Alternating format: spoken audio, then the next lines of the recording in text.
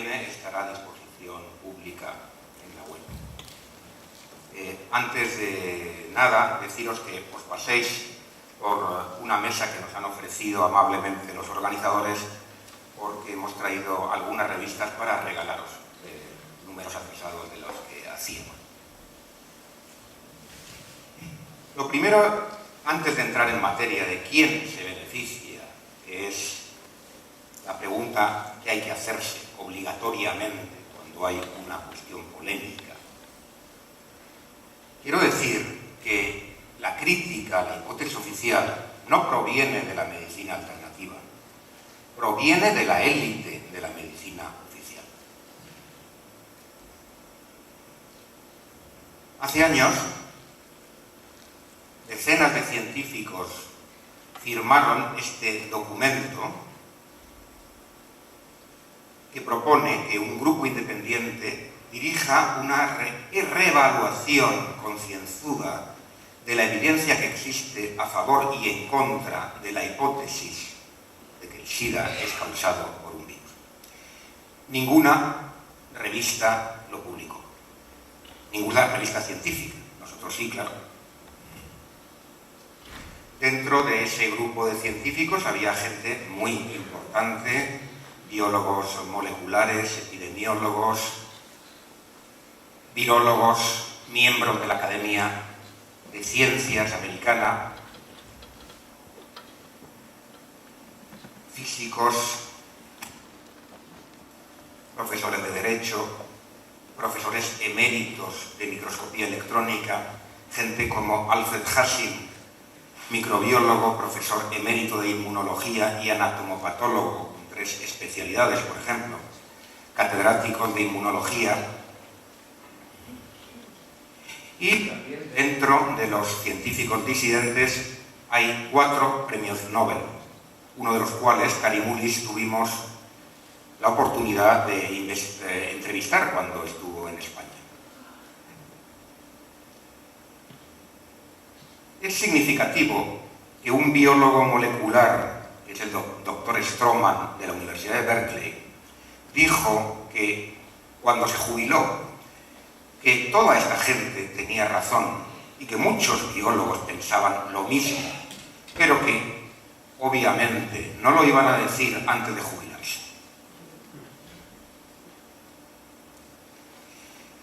Nosotros en 1993 organizamos unas jornadas donde invitamos a varios de estos científicos que tenéis aquí. En el 95 reincidimos con otras jornadas sobre el mismo tema. Y en el 2002 organizamos unas jornadas especiales, una contraconferencia a la conferencia oficial del SIDA que se hizo en Barcelona. La crítica de la hipótesis oficial llevamos 20 años haciéndola y trayendo a gente mucho más competente que nosotros mismos en esa crítica, como acabáis de ver. En realidad la hipótesis oficial ha sido demolida en cuanto a su definición, etiología, fisiopatología, epidemiología, diagnóstico, tratamiento, pronóstico y prevención. Tenéis aquí algunos enlaces donde hay documentación y no voy a insistir en ello. Vamos a entrar en el tema de quién gana. Por un lado, evidentemente, se piensa en beneficios económicos, muy acertadamente. Evidentemente, el complejo médico-industrial y el complejo de investigación médica, representado por la mano izquierda, están dentro de esto, pero también el poder de los organismos de control. Pero no es solo esto. La hipótesis oficial crea miedo en la población, oculta el fraude de la lucha contra. Pero te importaría coger otro micrófono. Se interrumpe cada 2 por 3. Y yo, ¿sabes lo que me pregunto? Si hace falta micrófono. Sí, sí. ¿Me oís atrás?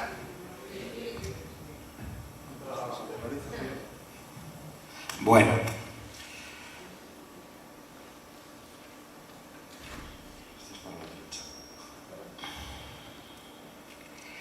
Hay otro aspecto, desde mi punto de vista, que es promover la eugenesia y la despoblación. Esto es más polémico. Y ocultar los problemas que ya tenemos. En esta conferencia del 2002, como en todas las del SIDA, había unos patrocinadores. Me pareció lógico analizar quiénes eran esos patrocinadores. Naturalmente teníamos a los principales laboratorios de la industria médico-farmacéutica. Dentro de ellos me voy a centrar en dos, en GlaxoSmithKline y en Gilead. Pero no solamente había como patrocinadores del Congreso laboratorios, lo cual era lógico, sino que nos encontrábamos con los CDCs, los Centros de Control de Enfermedades de Atlanta, los Institutos Nacionales de la Salud, asociaciones como el Population Council, la USAID, la Federación Internacional de Planificación Familiar, la Asociación Salud Familiar Internacional y la OMS. Así que les dedicaremos un poquito de tiempo a cada una de ellas. Pasa.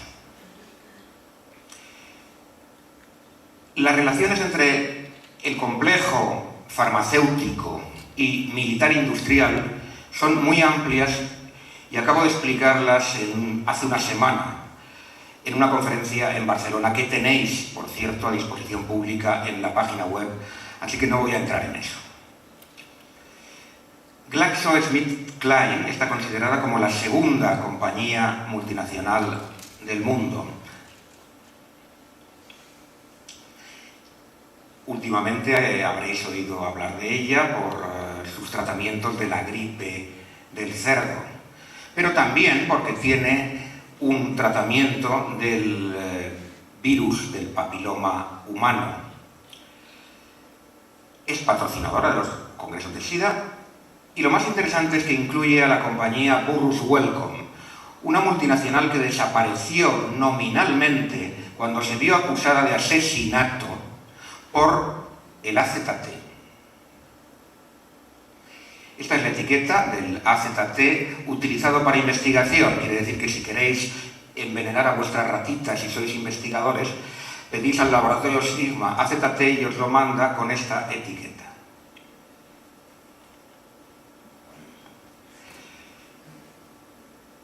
El AZT había sido creado 3 décadas antes del SIDA como quimioterapia para el cáncer, pero no fue aceptado porque era demasiado tóxico. Incluso a mediados de los 60 causó graves defectos de nacimiento. En el 87 se aprobó para el SIDA con un solo estudio que fue cortado antes de que se acabara y que evidentemente era un fraude. Anthony Fauci, este caballero, director de los Institutos Nacionales de la Salud, intentó, a pesar de estos antecedentes del medicamento, de que se utilizara no solamente para los que tenían SIDA, sino para los que simplemente eran seropositivos. El laboratorio hizo un estudio, el estudio Concord, con varios países europeos, pero resultó que en el grupo que tomaba AZT murió más gente que en el grupo que no lo tomaba, así que fue un desastre. Sin embargo, se siguió utilizando y se sigue utilizando.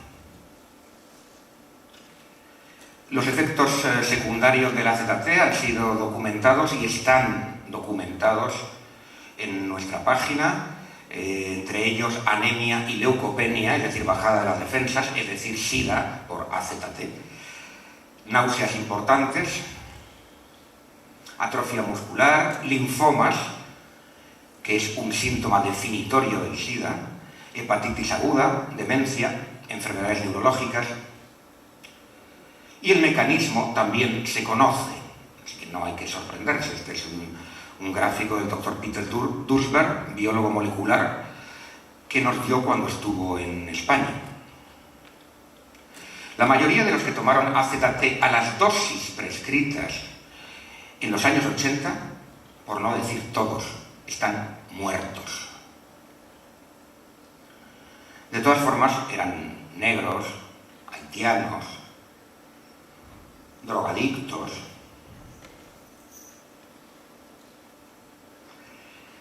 Bruce Wellcome, esta joya de laboratorio, tiene relaciones importantes con la Fundación Rockefeller. Tan importantes como que tienen políticas comunes en investigación y también en cuanto a las políticas. Por ejemplo, los abogados de Wellcome son John Foster Dulles, secretario de Estado, y Allen Dulles, director de la CIA. Influencias militares. Por ejemplo, el presidente de Wellcome Trust en 1985 era Sir Alastair Frame, director de la compañía Rio Tinto Zinc, que fabrica armamento. Y naturalmente siempre es fundamental controlar los medios de comunicación. Lord Swan, miembro del Wellcome Trust, era director general de la BBC. Vamos ahora con una compañía de biotecnología, Gilead Sciences, que también sponsoriza los congresos del SIDA. Gilead Sciences, últimamente, tal vez hayáis oído hablar, porque es quien creó el Tamiflu, el medicamento estrella para la fraudulenta gripe del cerdo. Es patrocinador de los congresos del SIDA y uno de sus principales clientes es el Pentágono. El presidente de Gilead Sciences es Donald Rumsfeld, o por lo menos lo fue hasta el 2001, cuando pasó a ser por segunda vez secretario de Defensa. De todas formas, mantuvo sus acciones. Aquí le tenéis, es un hombre que lleva 4 periodos en el Congreso de Estados Unidos, de joven con Nixon. Luego, aquí veis una foto curiosa, pero totalmente real, no es un montaje, dando la mano a Saddam Hussein cuando era su amiguito. Y Gilead Sciences también ha fabricado medicamentos para el SIDA, como los inhibidores de la proteasa. Incluso el Tamiflu primero fue concebido como un medicamento para el SIDA.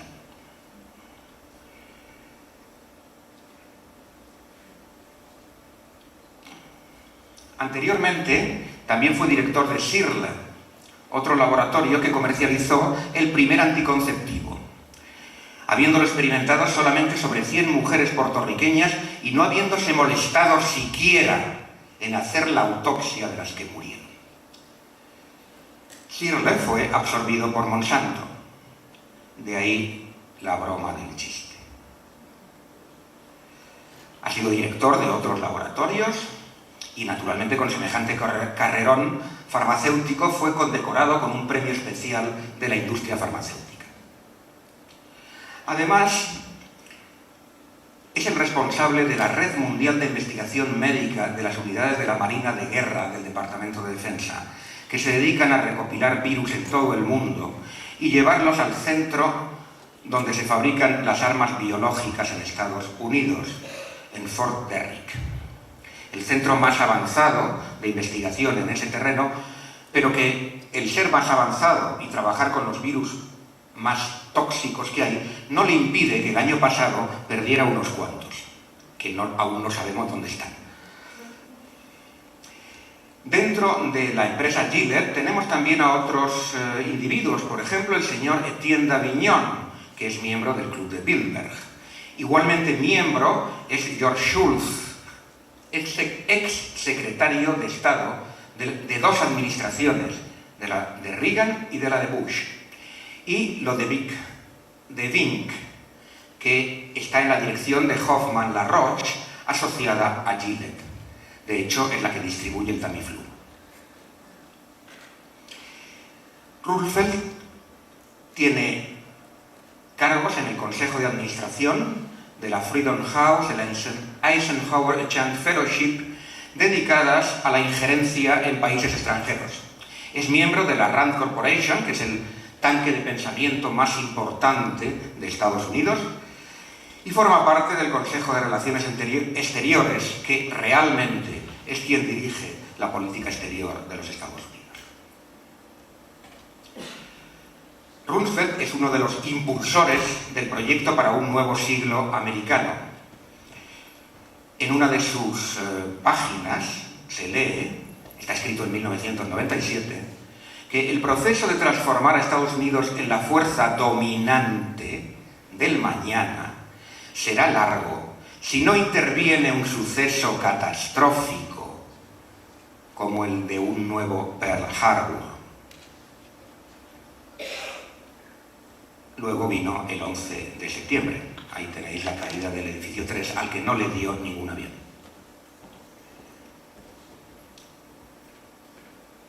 Los Centros de Control de Enfermedades de Atlanta son otro de los patrocinadores y una de sus funciones es inventar enfermedades. Por ejemplo, y especialmente epidemias, claro. En 1910 hicieron creer que la pelagra, una enfermedad por déficit de vitamina B, que se sabía desde 1910 que así era una enfermedad sexualmente transmisible e infecciosa. ¿Por qué? Muy sencillo. Afectaba fundamentalmente a negros pobres. En 1918 inventaron el fraude de la gripe española, que no era española. Venía de una base del ejército de Kansas.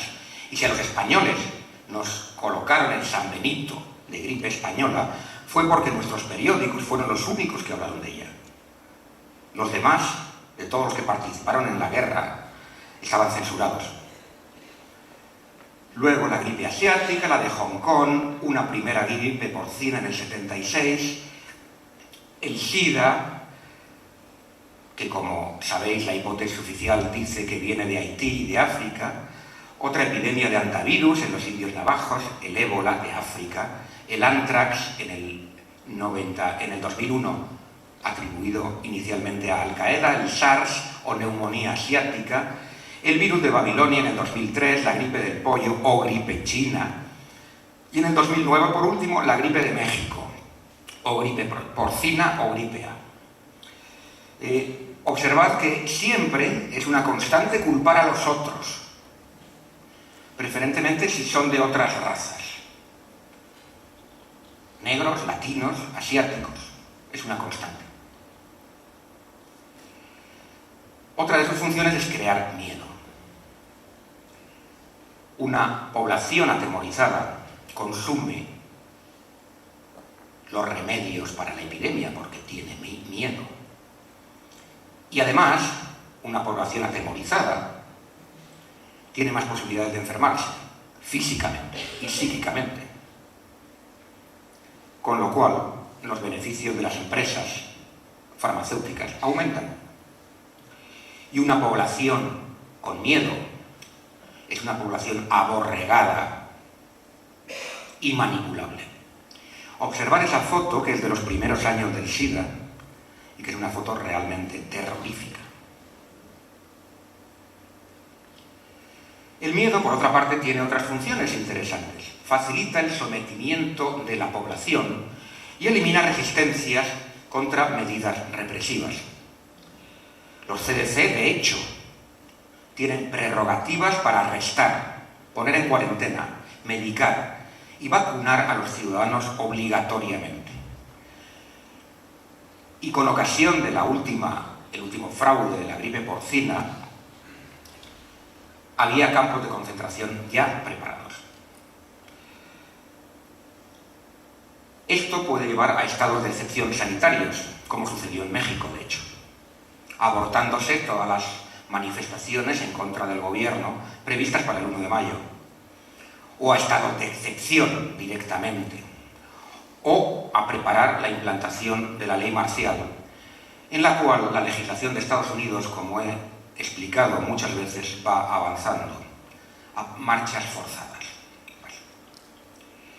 El miedo hace que la insolidaridad aumente. Ese cartel es del Colegio de Médicos de Madrid. Disminuye las posibilidades de contacto entre las personas con la excusa del contagio. Fomenta la desconfianza. Sirve de cortina de humo para ocultar problemas sanitarios reales. por ejemplo, el aumento del cáncer, de las alteraciones inmunitarias, y distrae de los problemas que ya tenemos: fraude de la guerra contra el terrorismo, crisis que no es coyuntural, como pretenden hacernos creer.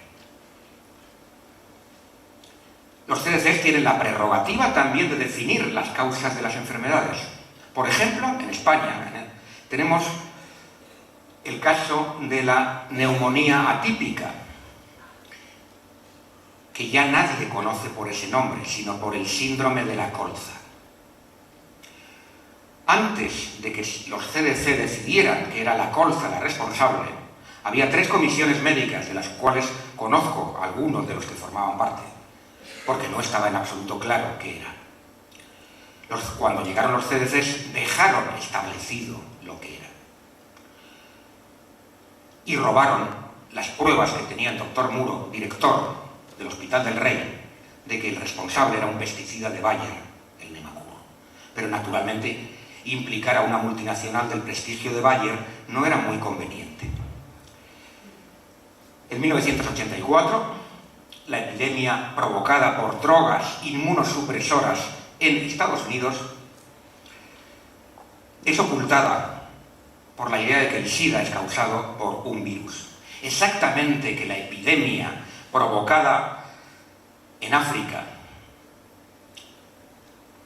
por la pobreza y la desnutrición. Entre los 70 y los 80 hubo una saturación del mercado con drogas duras inmunosupresoras. Era una estrategia clásica de utilizar las drogas como arma, siempre se ha hecho. Recordar las guerras del opio del Imperio Británico para someter a China y obligarles a tomar opio. Los primeros casos de neumonía por Pneumocystis carini, sarcomas de Kaposi, se daban en politoxicómanos, especialmente homosexuales, pero el factor no era la homosexualidad, sino el consumo de drogas. El Kaposi, el sarcoma de Kaposi, el cáncer rosa que se llamó, se daba exclusivamente en hombres homosexuales, por ejemplo. Los CDC trabajaron intensamente para echar fuera de la vista del público estas evidencias.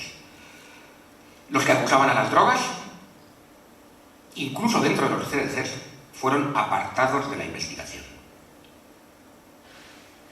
Aquí tenéis un cuadro donde en esta columna están las enfermedades y las drogas relacionadas antes de que existiera el SIDA.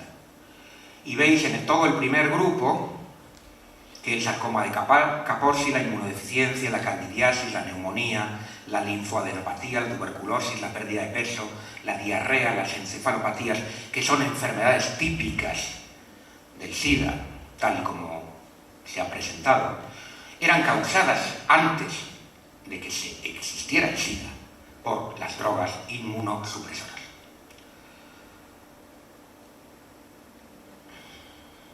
Este se ha ido. Bien, aquí tenéis determinados estudios donde de diferentes autores, a la izquierda vuestra, en el centro tenéis la publicación, que son todo publicaciones oficiales, y la columna de la derecha es el porcentaje de uso de drogas inmunosupresoras en enfermos diagnosticados de SIDA. Veis que en varios de esos estudios es el 100%.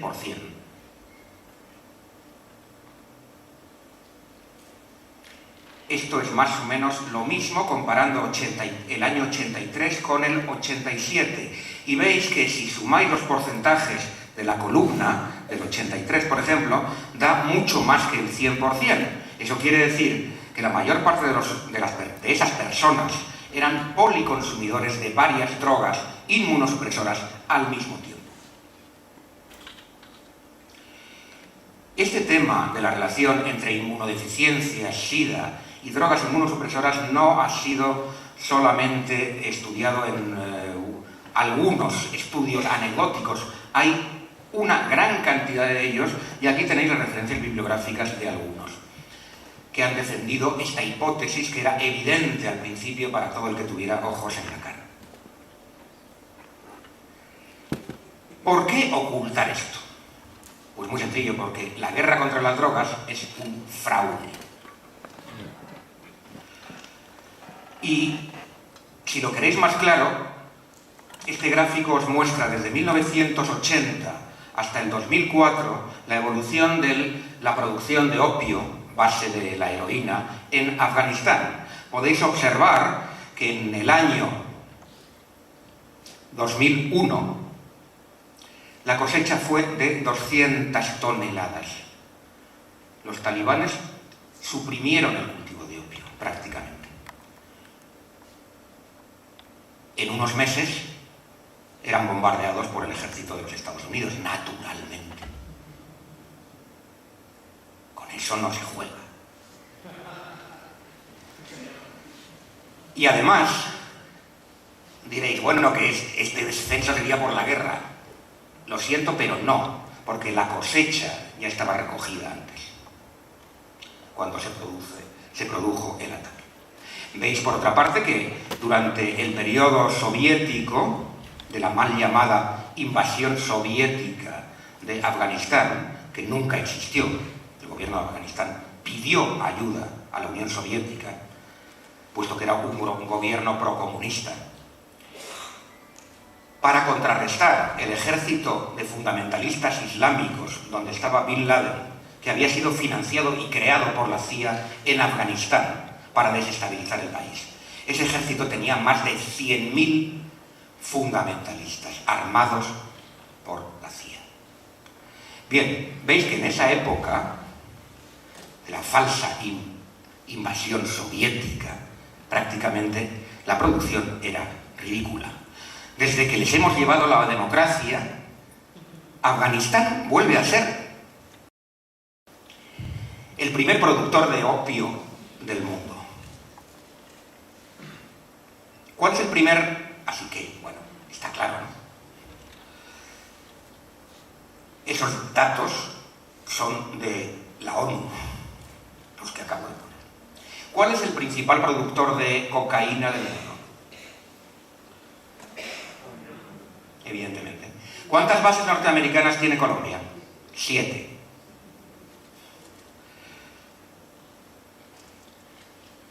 La excusa de las drogas le sirvió en Sudamérica, a Estados Unidos, para invadir Panamá, intervenir en Guatemala, establecer bases en Paraguay, poner en marcha el Plan Colombia y establecer 7 bases hoy en día. Demonizar a Venezuela y a Bolivia. Venezuela, en el 2008, expulsó a la Agencia de Control de Drogas de Estados Unidos, acusándola de tráfico de drogas y de injerencia política. Esto se supo, esta participación de la CIA y del gobierno de Estados Unidos en el comercio de drogas, se supo en Estados Unidos gracias, entre otras personas, a este hombre, Gary Webb, que reveló la colaboración de la CIA con el tráfico de drogas en Estados Unidos. Gary Webb tuvo un suicidio notable porque lo encontraron con 2 tiros disparados en la cara, lo cual es bastante notable para un suicida, conseguir dispararse 2 tiros en la cara. Bien, los CDCs financian la Federación Internacional de Planificación Familiar, el Consejo Nacional de la Raza, el Centro de Opciones de Población. Pongo con asterisco las asociaciones que a la vez son patrocinadoras de los congresos del SIDA. Los CDCs en 1951 crearon una unidad que se llamó el Servicio de Inteligencia de Epidemias. Fue creada por este caballero que es Alexander Duncan Langmuir, epidemiólogo y consejero del programa de guerra química y biológica del Departamento de Defensa de los Estados Unidos. Esta unidad al principio no era totalmente secreta, ahora prácticamente sí. Sus miembros infiltran todos los organismos médicos nacionales e internacionales y naturalmente la Organización Mundial de la Salud. Están situados en importantes compañías, en el despacho del cirujano general y en puestos clave políticamente. Tienen un programa de asociaciones donde crean las asociaciones que les convienen. Por ejemplo, han creado encargos de control de los medios de comunicación, por ejemplo, en el New York Times. En 1976, voy a dar un ejemplo, este servicio, el Servicio de Inteligencia de Epidemias, convenció a los norteamericanos de que iba a haber una terrible epidemia de gripe del cerdo, basándose en que unos cuantos veteranos borrachos volvían de una convención y se cogieron una neumonía, y en un solo caso de muerte en una instalación militar. Bueno, consiguieron vacunar a todo el mundo, o lo intentaron. Finalmente solamente consiguieron vacunar a nada más que 47 millones de norteamericanos. ¿Cómo consiguieron esto? Pues con la ayuda de los artículos de Lawrence Altman, que es un miembro del Servicio de Inteligencia de Epidemias y que es el director médico de investigación en el New York Times. Para eso sirven los servicios de inteligencia de epidemias. El resultado, bueno, es que no hubo ninguna gripe del cerdo. Lo que sí hubo fueron más de 500 casos de síndrome de Guillain-Barré, un síndrome grave que puede dejarte inválido, y al menos 30 personas murieron. El Servicio de Inteligencia de Epidemias está implicado desde los 60 en programas de control de la población, con la Federación Internacional de Planificación Familiar, que también financia los congresos de SIDA. En 1984 presentaron el SIDA como originario del continente negro y de Haití, con historias descaradamente racistas e impresentables que fueron redactadas por este energúmeno que se llama Altman, el director de la sección médica del New York Times. Naturalmente, los criterios con los que se estaba diagnosticando el SIDA en África no se dijeron. Volveremos sobre ellos. En octubre del 85, en la conferencia de Bangui, fue otro agente en la República Centroafricana de los Centros de Control de Enfermedades de Atlanta, McCormick, el que convenció a los delegados para que no hicieran test a los africanos, sino que simplemente les pusieran la etiqueta de SIDA con una lista de síntomas que luego veremos. Esos síntomas, por cierto, eran indiferenciables de los síntomas originados por la pobreza y por la malnutrición.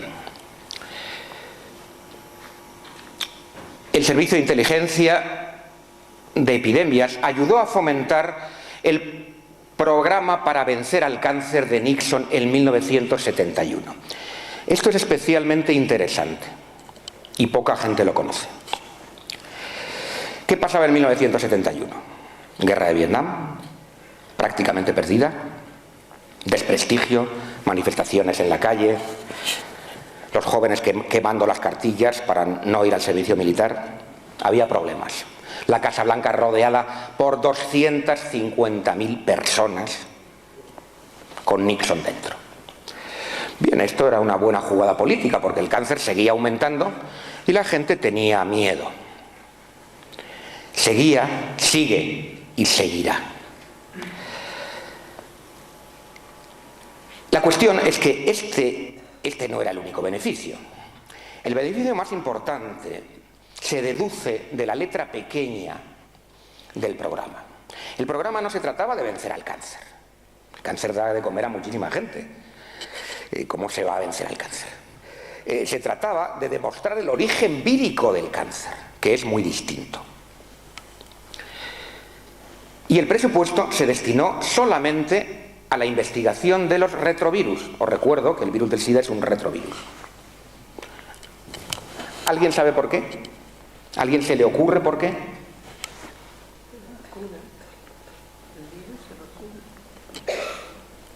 Para crear miedo. Bueno, siempre, pero ¿por qué los retrovirus? Más concreto, ¿por qué los retrovirus?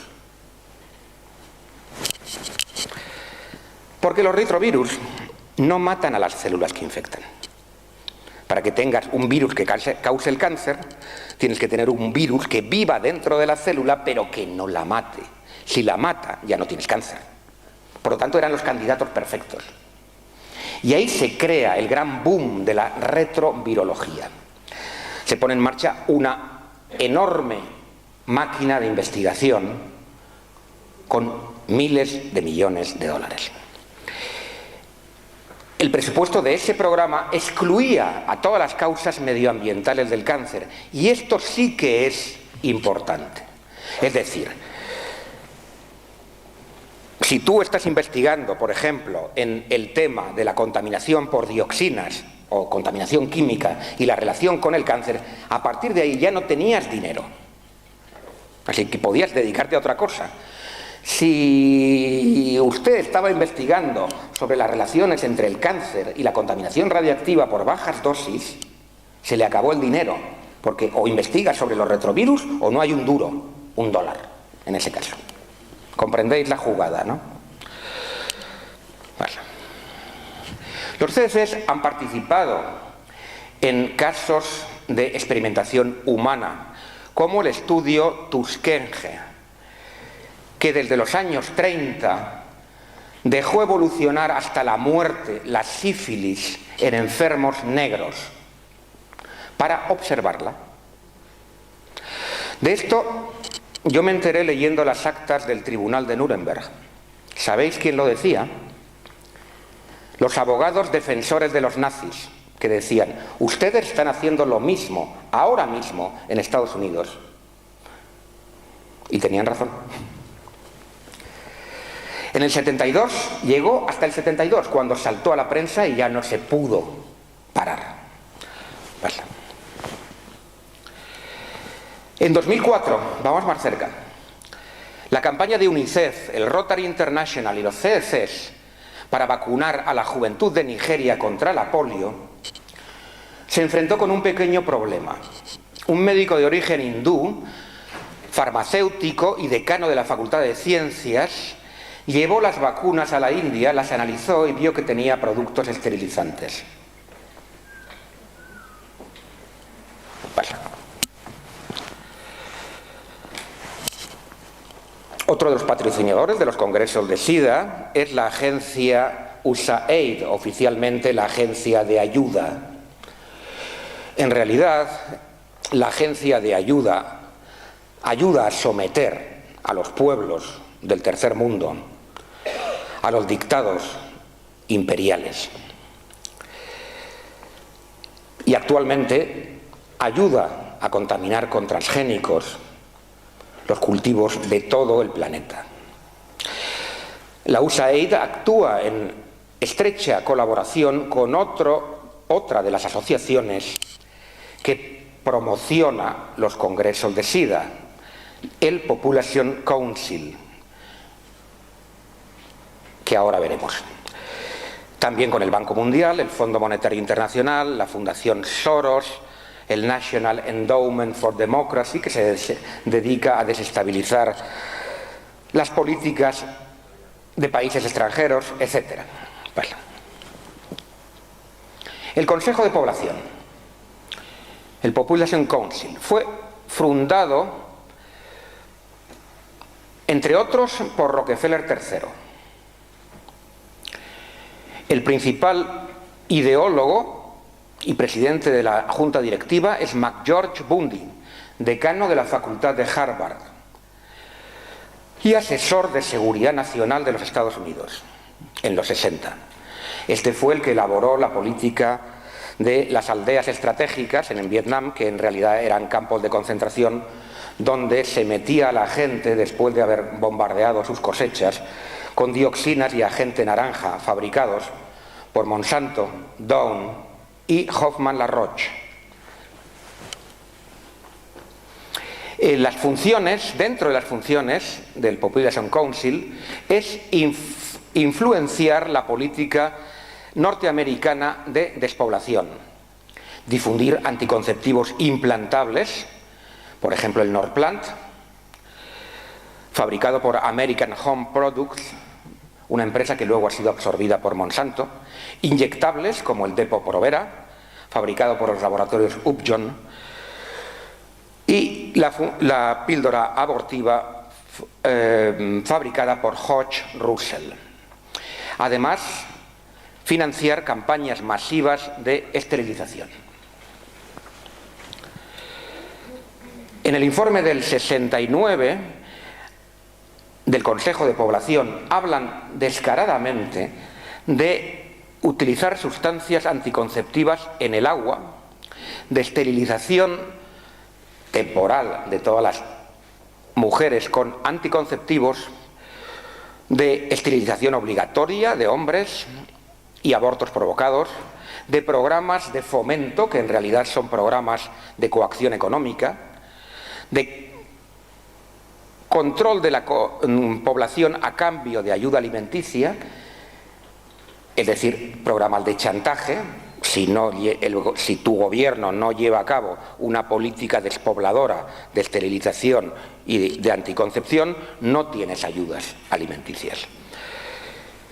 Y el último punto, muy interesante, dando asistencia altamente selectiva y ejerciendo presiones políticas sobre los gobiernos que obstaculizan la solución del problema de la población, llegando incluso a cambios de soberanía, es decir, golpes de Estado. Otra asociación que habéis visto al principio, que financia y promociona los congresos de SIDA, es la Asociación Salud Familiar Internacional. Fue fundada por el doctor Stephen Mumford. Stephen Mumford es un entusiasta de la esterilización química. La esterilización química fue inventada no por él, sino por el ginecólogo nazi Klauberg en los campos de concentración. Consiste en inyectar productos químicos que obstruyen las trompas, con todo el riesgo, naturalmente, de infección, inflamación, muerte, complicaciones, etc. Pero no importa, porque, según sus propias palabras, con solo $10.000 se puede esterilizar a 70.000 mujeres, así que es una ganga.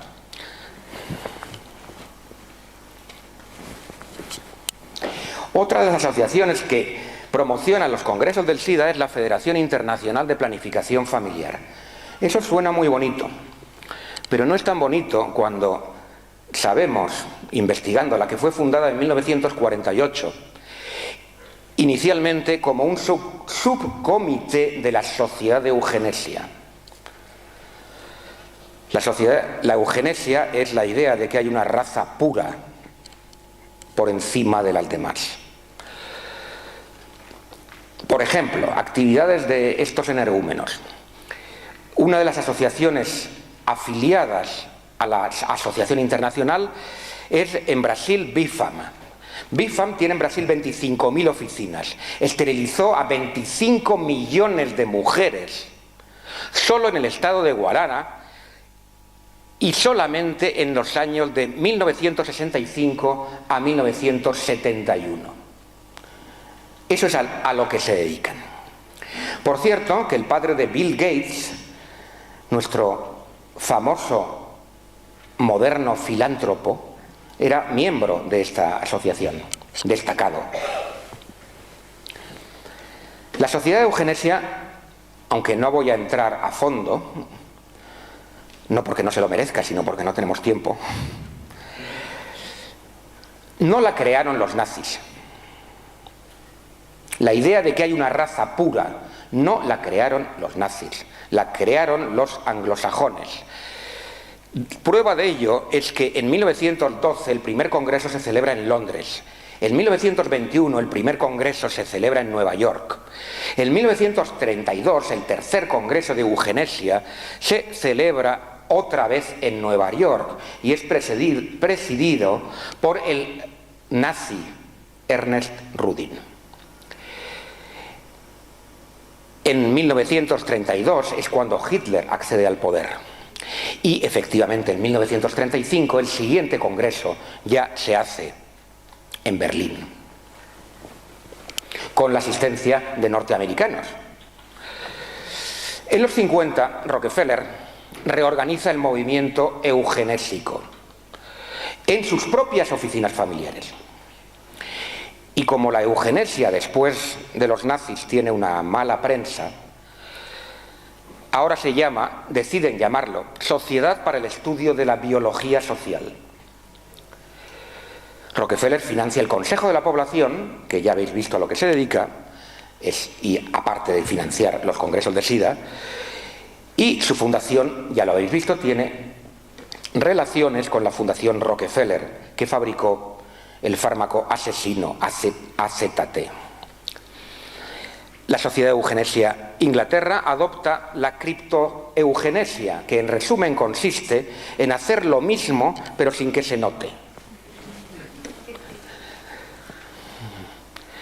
Un ejemplo es el Good Club, el buen club, el club del bien. Y no penséis que todo esto pertenece al pasado.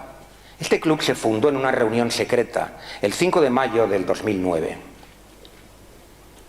en la casa del presidente de la Universidad Rockefeller. El club tiene como objetivo, según su propio documento, una estrategia en la que el crecimiento de la población se aborde como una amenaza ambiental, social e industrial potencialmente catastrófica. En resumen, el lobby de la eugenesia es financiado por la élite de las familias ricas: Rockefeller, Carnegie, Harriman, Buffett, Turner y Gates, con la colaboración del complejo médico-industrial, agrícola y militar. El objetivo es la despoblación. Tenéis un estudio amplio que expuse en Barcelona sobre cada uno de estos individuos a disposición pública en nuestra web. Y nos queda la Organización Mundial de la Salud. La Organización Mundial de la Salud está infiltrada y controlada por los Centros de Control de Enfermedades de Atlanta. Vamos a dar algún ejemplo. Depende de financiación externa del complejo militar industrial, pero también de donantes privados. Uno de sus principales donantes es este caballero, Sasakawa, que tiene incluso una estatua en la sede de la Organización Mundial de la Salud en Ginebra.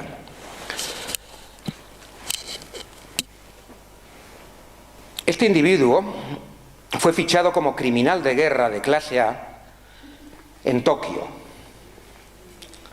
Es un magnate que se dedica a la filantropía.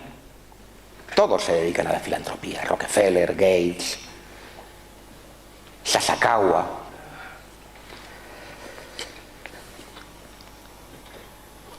Su fundación estuvo implicada, junto con la Fundación de Ayuda Norteamericana y el Fondo Monetario Internacional, en la esterilización forzosa de mujeres peruanas. Por ejemplo, entre 1995 y el año 2000, según un informe de una comisión parlamentaria de Perú, esterilizó a más de 300.000 mujeres y a más de 25.000 hombres. Un documento, el Memorándum de Seguridad Nacional Estudio 200, promocionado por Kissinger, en 1974, decía lo siguiente: el crecimiento de la población en el tercer mundo es una amenaza para la seguridad nacional de los Estados Unidos. Resumen: la estrategia de despoblación debe apoyarse en organizaciones internacionales estimadas y creíbles, como la ONU, UNICEF, la OMS, etc. La OMS lanzó una campaña de vacunación en Nicaragua, México, Filipinas, en edades de 15 a 45 años, solamente para mujeres, una campaña de vacunación del tétanos. El tétanos es una enfermedad que afecta fundamentalmente a los hombres. ¿Por qué lanzar una campaña contra mujeres, dirigida a las mujeres? ¿Y por qué precisamente a mujeres en edad reproductiva? No huele muy bien, ¿verdad? Después de lo que lleváis visto. La vacuna contenía gonadotropina coriónica, que hace imposible mantener un embarazo. Estaban involucrados la Fundación Rockefeller, el Consejo de Población, patrocinador de los congresos de SIDA, el Banco Mundial, los Institutos Nacionales de la Salud de Estados Unidos, patrocinador de los congresos de SIDA, y el gobierno noruego. Otro ejemplo. ¿Cuál era la postura de la OMS en 1984 y 85 con relación al SIDA en África? Muy sencillo. Todo ha sido un pánico y una exageración proveniente del país originario del SIDA, es decir, Estados Unidos. ¿Quién decía esto? Pues el secretario adjunto al director general de la OMS en Ginebra, director de las principales divisiones para la vigilancia, control y prevención de enfermedades transmisibles, incluido el SIDA. Nada más y nada menos. Esa era la opinión del máximo experto. En 1985, la OMS empieza a hablar de pandemia. Toda África tiene SIDA. ¿Qué ha pasado? Algo tiene que haber pasado. Bien, lo que ha pasado es muy sencillo, lo sabemos. Se sustituye al ayudante del doctor Litvinov. Se nombra al doctor Jonathan Mann, científico de los Centros de Control de Enfermedades de Atlanta. Y en la conferencia de Bangui, un miembro del Servicio de Inteligencia de Epidemias de los CDCs y agente de este servicio, redefine las enfermedades para que se diagnostique en África sin test. Y la OMS infla las cifras de SIDA. ¿Cuáles son los criterios? Esto que veis aquí es el Boletín Epidemiológico número 10 del 7 de marzo de 1986, página 71. Yo lo único que he hecho ha sido colocarlo en un cuadro para que sea más didáctico. ¿Cómo se diagnostica el SIDA en África a partir de ese momento? Pues tienes que tener dos signos mayores y un signo menor. Veamos cuáles son los signos mayores. Por ejemplo, pérdida de peso del 10%. Algo rarísimo en África, que la gente pierda peso, como sabéis. Diarrea durante un mes, también es algo rarísimo teniendo en cuenta que la mayor parte de la población carece de agua potable. Pues ya tenéis dos. Y uno de esta columna, por ejemplo, tos. Pues ya tenéis SIDA. Usted tiene SIDA. No es pobre, no está desnutrido, no tiene malaria, no tiene tuberculosis. Tiene SIDA. Increíble, ¿no? Podéis hacer las combinaciones que queráis. Bien, ejemplo de Uganda. Reducción de ayudas en 1992, en un reportaje de mi amiga Joan Shenton, hecho sobre el terreno y que tenéis disponible en vídeo porque lo hemos editado. Reducción de las ayudas para las enfermedades endémicas. La gente ya no tiene por definición, según esa definición, malaria o tuberculosis, con lo cual tiene SIDA. Por lo tanto, no se dan los medicamentos que tratan la malaria o la tuberculosis. Por lo tanto, más muertos por enfermedades ligadas a la pobreza. Y todo el dinero va para el SIDA. En ese caso, más de 6 millones de dólares. Y más de 700 ONGs trabajando en campañas de prevención. ¿Y en qué consiste la prevención? En aterrorizar a la gente sobre el sexo, simplemente, y en repartir condones. Es decir, reducir la natalidad. Si juntáis las dos cosas, tenéis reducir la población. ¿Y los africanos qué? ¿Se quedaron tan tranquilos? Pues no. En 1999, el vicepresidente de Estados Unidos, Al Gore, el papa de la Iglesia de la Calentología actual, se entrevista con el presidente Thabo Mbeki para intentar venderle AZT rebajado. El AZT, que había hecho una carnicería y asesinado a montones de enfermos en Europa y que naturalmente y en América ya no quiere. Bueno, pues vamos a vendérselos rebajados a los negros. Mbeki se niega a comprarlo y además convoca una conferencia internacional invitando a los científicos disidentes.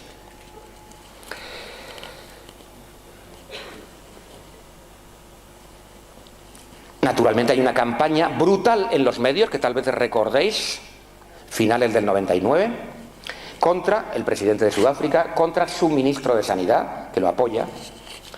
Y en enero del 2000 se convoca por primera vez en la historia de las Naciones Unidas una reunión del Consejo de Seguridad de la ONU para discutir del SIDA. Jamás el Consejo de Seguridad de la ONU se había reunido para algo que no tenga que ver con las guerras. El 30 de abril, Clinton declara, veis ahí su foto, que es muy significativa, la actitud. El SIDA es una amenaza para la seguridad nacional de los Estados Unidos. Y ya sabéis lo que pasa cuando se declara que algo es una amenaza para la seguridad nacional de los Estados Unidos. Primero llega el Fondo Monetario Internacional con las coacciones económicas, y luego llegan los marines, y luego llegan los misiles Tomahawk. La OMS, de todas formas, todo esto no es lo más grave. Aunque, a mi juicio, lo más grave es que en 1959 la OMS firma un acuerdo infame con la Agencia Internacional de Energía Atómica. Por ese acuerdo, la Organización Mundial de la Salud ya no puede hacer declaraciones, ni publicaciones, ni investigaciones en materia de contaminación radioactiva. Es decir, efectos sobre la salud de la contaminación radioactiva. Ese acuerdo sigue vigente.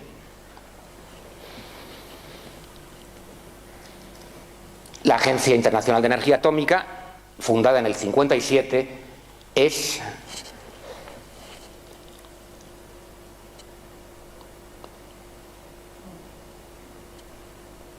no lo que nos presentan, naturalmente, sino una agencia dedicada en la ONU a promocionar la energía nuclear, tanto civil como militar, y a proteger al lobby nuclear.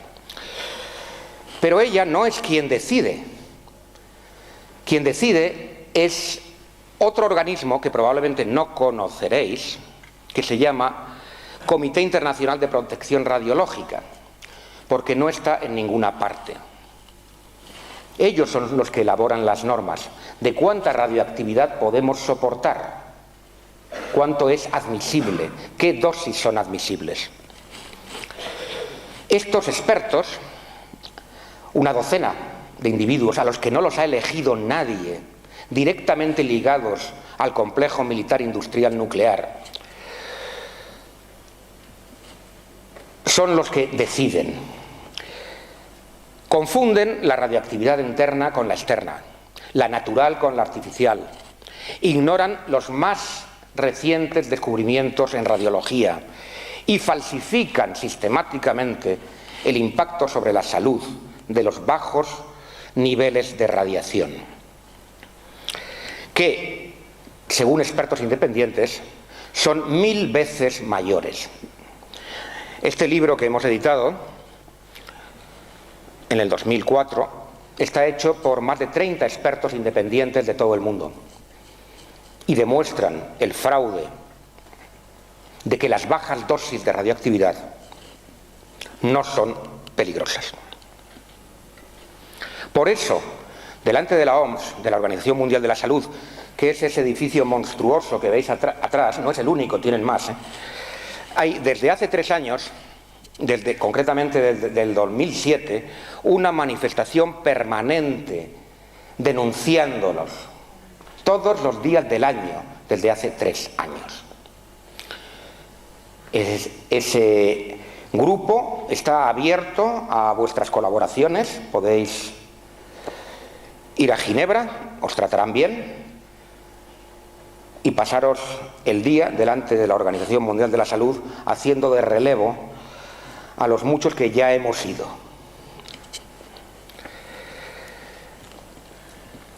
La Organización Mundial de la Salud ha ocultado los efectos de la mayor catástrofe nuclear, que es Chernobyl. Sobre esto hemos trabajado bastante. Este dossier concretamente, de aquí, está a disposición pública, absolutamente gratis, en nuestra página web. Y hemos publicado y puesto a disposición pública decenas y decenas de artículos, muchos de ellos que no habían sido traducidos hasta ahora. Otro ejemplo. La Organización Mundial de la Salud censuró el estudio sobre el uranio en Irak. Ese estudio tenía el aval de la Agencia Internacional de Energía Atómica, porque si no, no se hubiera hecho. A pesar de eso, las conclusiones no le gustaron. Y el doctor Baverstock, que es el director del estudio y era el máximo experto de la Organización Mundial de la Salud en problemas de radioactividad, es quien lo denuncia cuando se fue de la Organización Mundial de la Salud.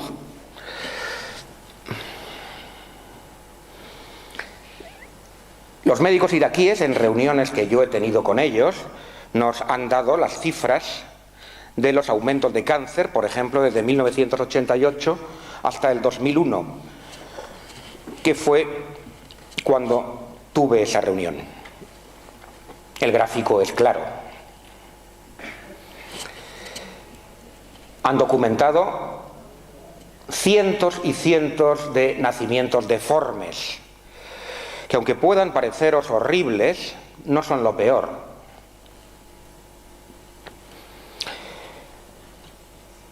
Por ejemplo, en el caso de los niños sin ojos, los niños viven. Hay 20 casos por cada 4.000 nacimientos, mientras que lo normal en el resto del mundo es que haya un caso entre 50 millones de nacimientos. Hay una pequeña diferencia, ¿no os parece? Es decir, 250.000 veces más en Irak. Lo peor son los que viven, como estos. Son los mismos. Esto no afectó solamente a los niños iraquíes, como el que tenéis aquí, sino también a los hijos de los veteranos norteamericanos. El problema es que el uranio en las municiones se transforma en partículas invisibles. El 50% de menos de una micra, es decir, una milésima de milímetro, que es equivalente al tamaño de los aerosoles continentales, es decir, del polvo atmosférico, hace que sean respirables, que sea imposible limpiarlas y que puedan viajar en el aire indefinidamente. Son fotos, es una foto del bombardeo de Bagdad en el 2003. ¿Cuánto creéis que tardó en llegar esas partículas a Europa, aquí? ¿Cuánto?